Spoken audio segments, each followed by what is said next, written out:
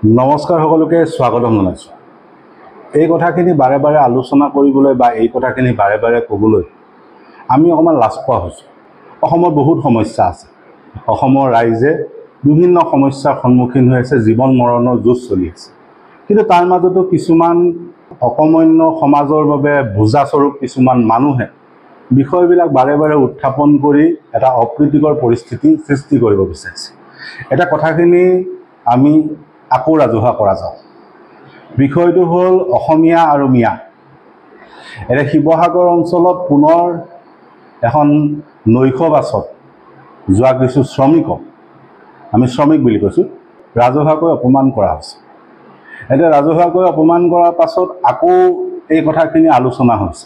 এইখন হ'ল সামগ্ৰিক অসমীয়া শব্দকোষ। এইখনৰ প্ৰণেতা হ'ল শ্ৰদ্ধাৰ ডক্টৰ ৰমেশ পাঠক ছাৰ, কটন কলেজৰ অধ্যাপক। তেওঁৰ এই অভিধানখনত আমি বিচাৰি চাইছিলোঁ যে এই যে কৈ আছে মিয়া বোলা শব্দটো, এই শব্দটো যিহেতু চৰকাৰী সংজ্ঞা নাই, এয়া অভিধানে কি কয়? অভিধানত লিখা আছে মিয়া শব্দটোৰ অৰ্থ হ'ল মুছলমান ভদ্ৰলোকৰ পৰা সম্বোধন, অৰ্থাৎ কাৰোবাক সন্মান জনাইহে মিয়া শব্দটো ব্যৱহাৰ কৰা। সেইটো অভিধানে কয়। এইটো কোনো অবৈধ বাংলাদেশী, অবৈধ নাগৰিকৰ কথা নকয় বা অচিনাকি মানুহৰ কথা নকয়। এতিয়া গোটেই প্ৰসংগটোৰ সমস্যাটো সৃষ্টি হৈছে ক'ত? সমস্যাটো সৃষ্টি হৈছে যে সেইখিনি শ্ৰমিক। এতিয়া শ্ৰমিকে কাম বিচাৰিব, শ্ৰমিকে কাম কৰিবলৈ যাব। এতিয়া ভাৰতীয় সংবিধান মতে অসম বাদ দিয়ক, ভাৰতবৰ্ষৰ যিকোনো এজন মানুহে ভাৰতবৰ্ষৰ যিকোনো এটা প্ৰান্তত গৈ, যিকোনো এখন ৰাজ্যত গৈ, যিকোনো এটা অঞ্চলত গৈ কাম কৰিব পাৰে, শ্ৰম কৰিব পাৰে। তাত বাধা দিয়াৰ অকাত কাৰো নাই। গতিকে আমি প্ৰথম দিনাখনৰ পৰা কৈ আহিছোঁ যে গোটেই কাৰবাৰটোৱে অবৈধ, যে এনেধৰণে তেওঁলোকক মাতি নি প্ৰশ্ন কৰাটো অবৈধ। তেওঁলোকৰ সাংবিধানিক অধিকাৰ ভংগ কৰা হৈছে। তেওঁলোকক যিহেতু ভাবুকি দিছে, গতিকে যিখন ভাৰতীয় ন্যায় সংহিতা আছে তাৰ অধীনত তেওঁলোকৰ বিৰুদ্ধে, এই সংগঠনৰ নেতাৰ বিৰুদ্ধে গোচৰ ৰুজু হ'ব লাগে, গ্ৰেপ্তাৰ হ'ব লাগে। এতিয়া আমি বুজি পোৱা নাই যে শিৱসাগৰৰ আৰক্ষী প্ৰশাসনে কিয় নৰম স্থিতি গ্ৰহণ কৰিছে, সেয়া জিলা আয়ুক্ত পৰ্যায়ত হওক বা আৰক্ষীৰ পৰ্যায়ত হওক। এইটোও মন কৰিবলগীয়া কথা যে সংগঠনখিনিয়ে এইটো কথা লাজ পায় নে নাপায় আমি নাজানো, যে যিখন শিৱসাগৰত সকলো দল সংগঠনে একেলগে বহি বা একেলগে খোজত খোজ মিলায়, এতিয়া সেইখন শিৱসাগৰত এই চিটু বৰুৱা নিচিনা প্ৰাণীয়ে বা এই সংগঠনসমূহে ন্যূনতম সমৰ্থনখিনি লাভ কৰিবলৈ সক্ষম হোৱা। আৰু তাত মন কৰিবলগীয়া কথা হ'ল যে তেওঁলোকৰ লগত একেলগে খোজ মিলোৱা উজনি অসম থলুৱা মুছলিম পৰিষদ বা উজনি অসম মুছলিম পৰিষদ বা মনিৰুল ইছলাম বৰাৰ দৰে মানুহে তেওঁলোকৰ বিৰোধিতা কৰিছে। তথাপি তেওঁলোকৰ নাকটোত লাজ নাই, তেওঁলোকে বাৰে বাৰে কাণ্ডবিলাক কৰি গৈছে। এতিয়া কথাটো হ'ল, সেই বিষয়টো সন্দৰ্ভত ৰাইজে আমাক বিভিন্ন ধৰণৰ অভিযোগ দিছে। এতিয়া অভিযোগৰ ভিত্তিতে আমি কথাখিনি ক'বলৈ বাধ্য হৈছোঁ, কিন্তু আমি পুনৰ কৈছোঁ এই কথাখিনি ক'বলৈ আমি লাজ পাইছোঁ। গতিকে লাচিত বৰফুকনৰ সৈতে বাঘ হাজৰিকাই মিলি মোগলৰ বিৰুদ্ধে যি বীৰ বিক্ৰমেৰে তেখেতসকলে শৰাইঘাটৰ যুদ্ধত অসমীয়া জাতিৰ অস্তিত্ব ৰক্ষা কৰিবৰ কাৰণে আত্মনিয়োগ কৰিছিল, সেইসকল সমাজ সুৰক্ষিত কৰাৰ বাবে অসম। কাৰণ এই পৰিস্থিতিটো বা এই ধৰণৰ কথা কৈ থাকি একো লাভ নাই। কাৰণ অসমখনৰ শদিয়াৰ পৰা ধুবুৰীলৈ যদি আমি চাওঁ, তেতিয়া খিলঞ্জীয়াৰ ভৰি তলৰ মাটিখিনিও যাওঁ যাওঁ অৱস্থা। মিয়া বুলি শব্দটো বা অসমীয়া বুলি শব্দটোৰ কোনো সংজ্ঞাই নাই। তাৰপিছত আমি কোনখন অসম, কোনখন জাতীয়তাবাদ, কোনখিনি মানুহৰ অস্তিত্ব প্ৰভুত্ব কথা কৈ আছোঁ আমি নাজানো। কাৰণ চৰকাৰীভাৱে, আইনীভাৱে, প্ৰশাসন পৰ্যায় এই শব্দবিলাকৰ কোনো অৰ্থ নাই। অচিনাকি মানুহ, মিয়া, অসমীয়া এইবিলাক শব্দৰ কোনো অৰ্থই আজিলৈকে সংজ্ঞাবদ্ধ কৰা হোৱা নাই। তাৰপিছত কি যুক্তিত এইসকলে বাধা দিছে বুজি পোৱা নাই। তাৰপিছত কি যুক্তিত আৰক্ষী বা প্ৰশাসনে ব্যৱস্থা লোৱা নাই আমি বুজি পোৱা নাই। কিন্তু কথাটো হ'ল, এচাম কৰ্মহীন, কৰ্মবিমুখ, ওপৰতে খোৱা, ফকতীয়া খোৱা মানুহ হয়, এইটো স্বভাৱেই যে তেওঁলোকে যিহেতু একো কৰিব নোৱাৰে, গতিকে তেওঁলোকে এই হলা গছত বগীয়া কোঠাৰ মাৰিছে, শ্ৰমিকৰ ওপৰত বৰ্মতা দেখাইছে। তাতকৈ কথাটো একো নহয়। আৰু তাত সমস্যাটো হ'ল যে অসমত এটা শ্ৰেণী আছে যিটোক আমি কওঁ সাংবাদিক। আমি নিজেও আজিকালি সাংবাদিক বুলি কোৱাতকৈ আমি ৰাইজৰ কথাখিনি কৈ আছোঁ বুলিহে কওঁ। কাৰণ কিয়, যে আমি লক্ষ্য কৰিছোঁ যে শিৱসাগৰৰ সাংবাদিকসকলে ঐক্যবদ্ধভাৱে সিদ্ধান্ত ল'লে যে শিৱসাগৰত কোনো ধৰণৰ সাম্প্ৰদায়িক পৰিস্থিতি বিনষ্ট হ'ব পৰাকৈ তেওঁলোকে কোনো বাতৰি পৰিৱেশন নকৰে। যদি তেওঁলোকে নকৰে, তেতিয়াহ'লে এইসমূহ বাইক কেনেকৈ বাজি আছে?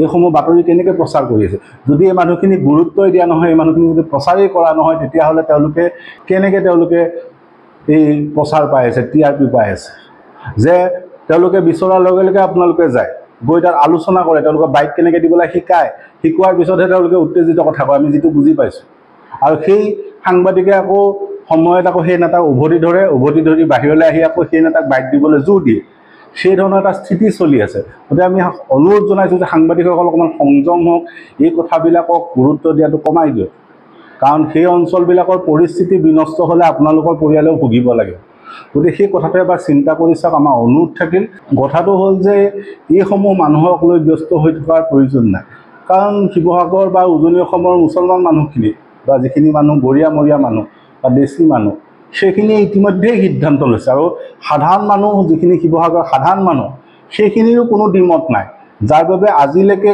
শিৱসাগৰৰ কোনো এটা ৰাজহুৱা স্থানত এই কথা সন্দৰ্ভত আমি বিষয়টো উত্থাপন কৰিব লাজ পাইছোঁ যে এই বিষয় সন্দৰ্ভত কোনো ধৰণৰ বাক বিতণ্ডা হাই কাজিয়া একো হোৱা নাই কাৰণ কিয় শিৱসাগৰৰ মানুহ আমি আকৌ কৈছোঁ শিৱসাগৰৰ মানুহ উজনি অসমৰ মানুহে এই ধৰণৰ তৰল কথাত গুৰুত্ব নিদিয়ে তেওঁলোক যথেষ্ট সংযমশীল এই বিষয়টোত কথাটো হ'ল আমি দুটা বিষয় লক্ষ্য কৰিছোঁ যে বিগত সময়তো দেখিলোঁ যে এটা চিণ্ডিকেট গঢ় দিবলৈ চেষ্টা কৰিছোঁ যে এইসকল শ্ৰমিক নামনি অসমৰ শ্ৰমিক নামনি অসমখন অসমৰ বাহিৰত নহয় এখন অসমৰ মানচিত্ৰৰ ভিতৰত আছে অসমৰ চৰকাৰে সেইখন শাসন কৰে সেই তাৰ পৰা যোৱা শ্ৰমিকখিনি নানান ধৰণে নিৰ্যাতন চলায় এতিয়া কিয় নিৰ্যাতন চলায় সেইটো অৰ্থত আমি এইটোৱে বুজি পাইছোঁ বিগত বৰ্ষৰ ঘটনাটোৰ পৰা যিটো ইটা ভাটাক লৈ হৈছিলে যে তেওঁলোকক লৈ এটা চিণ্ডিকেট চলাব বিচাৰে যিহেতু তেওঁলোকে কাম বন নকৰে গতিকে এওঁলোকৰ ওপৰতে টকাটো লাগে গতিকে তেওঁলোকে ধন দাবী কৰি হ'লেও বা এই শ্ৰমিকসকলৰ পৰা টেক্স লৈ হ'লেও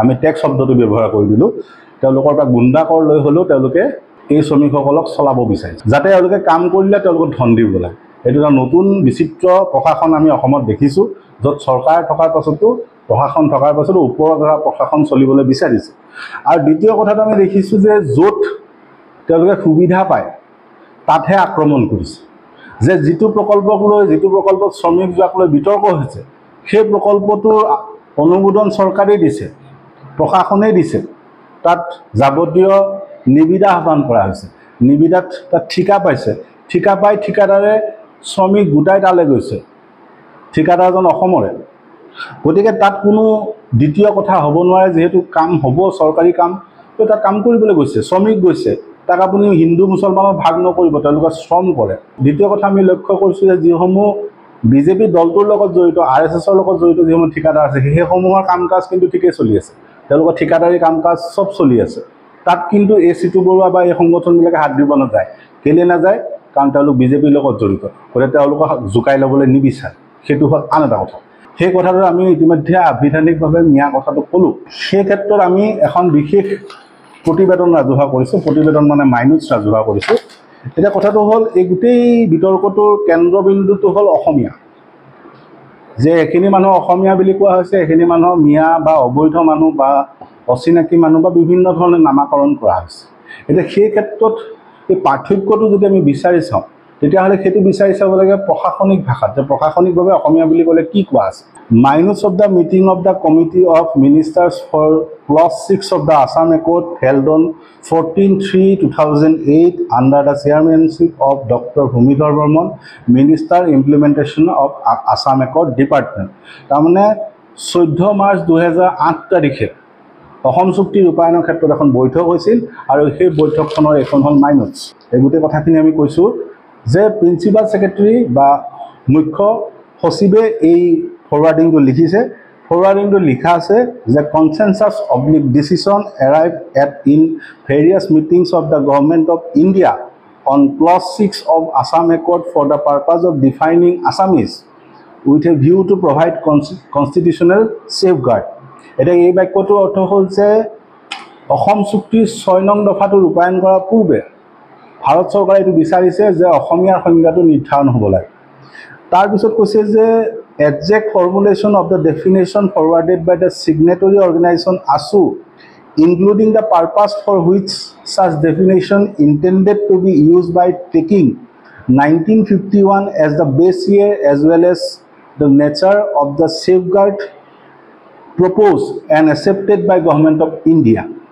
এতিয়া এই বাক্যটোৰ অৰ্থ হ'ল যে যিটো আঁচনি 1971 চনৰ কথা কৈ আছে সেইটোৱে কিন্তু এই ডকুমেণ্টছখন অনুসৰি কৈছে যে অসমীয়া মানুহ সংখ্যা যদি নিৰ্ধাৰণ কৰিব লাগে তেতিয়া ভিত্তিবৰ্ষ কিন্তু 1951 হ'ব লাগে। পুনৰ শুনি লওক ভালকৈ, 1971 নহয় 1951 কথাহে তেওঁলোকে কৈছে। আৰু সেই সময়তো আছুৰ নেতৃত্বত কিন্তু আজি বৰদেউতা সমুজ্জ্বল ভট্টাচাৰ্য আছিল, কথাটো মনত ৰখা ভাল। আৰু তাত গুৰুত্বপূৰ্ণ কথাটো হ'ল সদৌ ছাত্ৰ সন্থাই সমুজ্জ্বল ভট্টাচাৰ্যক লগত ৰাখি বৰ্তমান যি অসম চুক্তি ৰূপায়ণক লৈ চৰকাৰৰ আলোচনা কৰি আছে। তাত কি আলোচনা হৈছে আমি নাজানো, কাৰণ এইখন চৰকাৰী কাগজে কয় যে অসম চুক্তিৰ 6 নং দফা ৰূপায়ণ কৰিব লাগিলে, যদি ৰূপায়ণ কৰিব লাগে তেতিয়া অসমীয়া সংজ্ঞাটো নিৰ্ধাৰণ হ'বই লাগিব।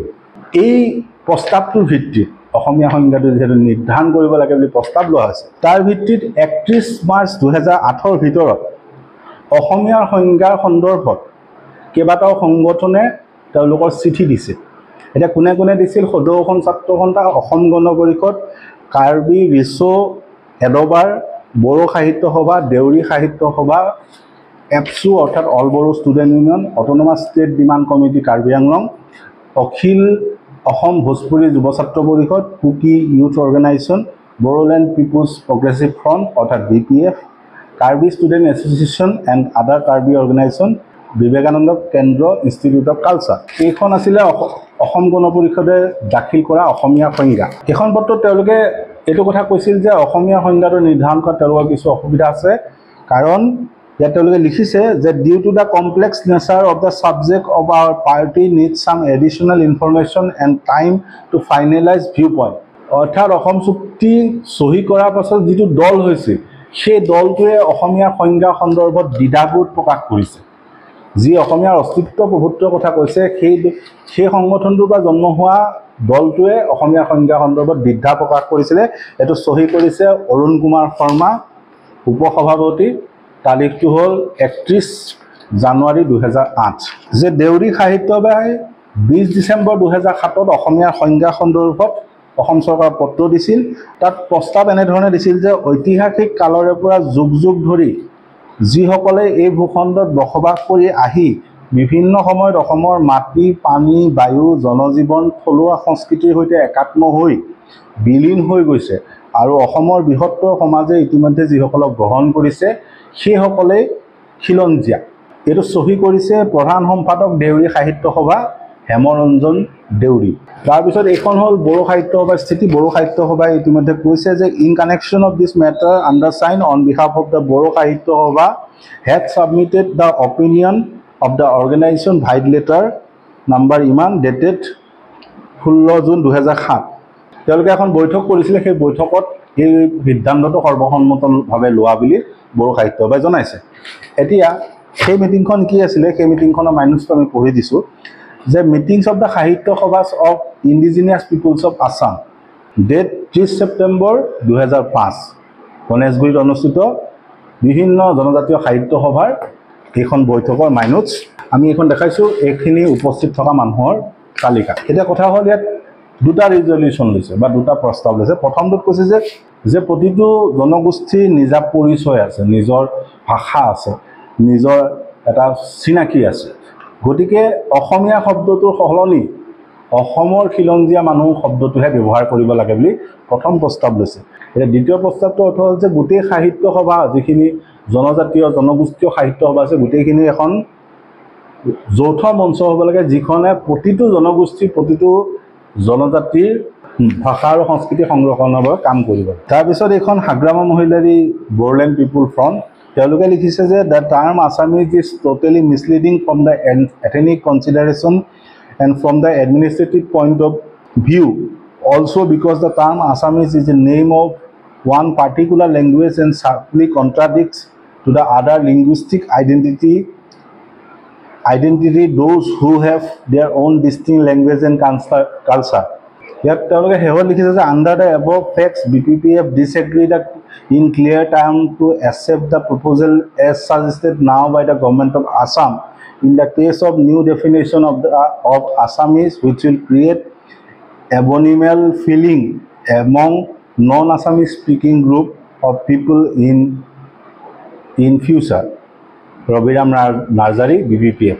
এতিয়া কথাটো হ'ল তেওঁলোকে BPF দলে সেই সময়ত অসমীয়া সংজ্ঞাটোক বিৰোধিতা কৰিছে। তেওঁলোকে কৈছে যে অসমীয়া নহয়, অসমত বসবাস কৰি থকা বা অসমবাসী বুলি শব্দটোহে ব্যৱহাৰ কৰিব লাগে। তাৰপিছত কাৰ্বি আংলঙৰ বিভিন্ন সংগঠনে যিটো প্ৰস্তাৱ লৈছিলে সেইটোত কোৱা হৈছে যে the term Assamese people in clause 6 of Assam accord therefore should be better replaced with indigenous people of Assam instead of creating controversy and making room of conflict। অৰ্থাৎ ইয়াতো কৈছে যে অসমীয়াৰ সলনি খিলঞ্জীয়া শব্দটো ব্যৱহাৰ কৰিব লাগে।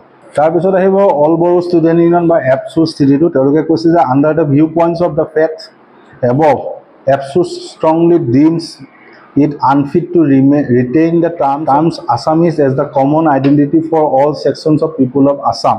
Therefore, APSU firmly argues upon government of Assam to not to leave out any formula to create or and impose new identity to any group or community for the greater interest of people of Assam and their peaceful coexistence। অৰ্থাৎ তেওঁলোকে অসমীয়া সংজ্ঞাটো সামগ্ৰিকভাৱে পোৱাটো বিৰোধিতা কৰিছে। এতিয়া এই ক্ষেত্ৰত আজি আমি কিছু তথ্য দিলোঁ যে এতিয়াও কিছু দ্বিধাবোধ আছে যে কোনখিনি মানুহক আমি অসমীয়া বুলি ধৰিম, কোনখিনি খিলঞ্জীয়া বুলি ধৰিম, কোনখিনি মিয়া বুলি ধৰিম, সেইটো দ্বিধাবোধ আছে। আৰু চৰকাৰে এইটো 2008 চনত যদিও পদক্ষেপ ল'লে তাৰপিছত এই কথাটো আগ নাবাঢ়ে। প্ৰতিখন সাহিত্য সভা, প্ৰতিটো জনজাতীয় সংগঠনে নিজৰ মতামত দিয়াৰ পাছতো এই বিষয়টোক লৈ চৰকাৰ এটা সহমতত নাহিলে। তেতিয়া আছিল তৰুণ গগৈ চৰকাৰ, যিটো বিষয়ত স্পষ্টতা নাই, যিটো বিষয় চৰকাৰীভাৱে স্বীকৃত নহয়, সেই বিষয়টোক লৈ বাৰে বাৰে অস্থিৰ পৰিৱেশ এটা সৃষ্টি কৰিব বিচৰা কথাটোৱে প্ৰমাণ কৰে যে তেওঁলোকৰ হাতত অসমৰ মানুহক প্ৰতিনিধিত্ব কৰিব পৰাকৈ কোনো ইছ্যু নাই। তেওঁলোকে অসমীয়া জাতিক প্ৰতিনিধিত্ব কৰিব পৰাকৈ তেওঁলোকৰ হাতত পৰিকল্পনা নাই। তেওঁলোকে অসমক কেনেকৈ আগুৱাই লৈ যাব তাৰ সন্দৰ্ভতো তেওঁলোকৰ কোনো সম্যক জ্ঞান নাই। গতিকে তেওঁলোকে এই কথাবিলাকলৈ বিতৰ্ক কৰিছে। গতিকে আমি সকলো পক্ষলৈ আহ্বান জনাইছোঁ যে ইতিমধ্যে এই ক্ষেত্ৰত কথাবিলাক আগবাঢ়িছিলে, গতিকে এটা সহমতত আহি প্ৰথমতে সংজ্ঞাবিলাক নিৰ্ধাৰণ কৰক যে কোনখিনি মানুহ অসমীয়া বুলি কোৱা হ'ব, খিলঞ্জীয়া মানে কি কোৱা হ'ব, থলুৱা মানে কি কোৱা হ'ব, সেই কথাখিনিক লৈ এটা সহমতত অহাৰ প্ৰয়োজন আছে। তাৰ পিছতহে বিদেশী কোনখিনি মানুহক আমি ক'ম, কোনখিনি বহিৰাগত বুলি ক'ম, কোনখিনি মিয়া বুলি ক'ম, কোনখিনি অচিনাকি বুলি ক'ম, সেই কথাটোৰ প্ৰাসংগিকতা সৃষ্টি হ'ব। ধন্যবাদ।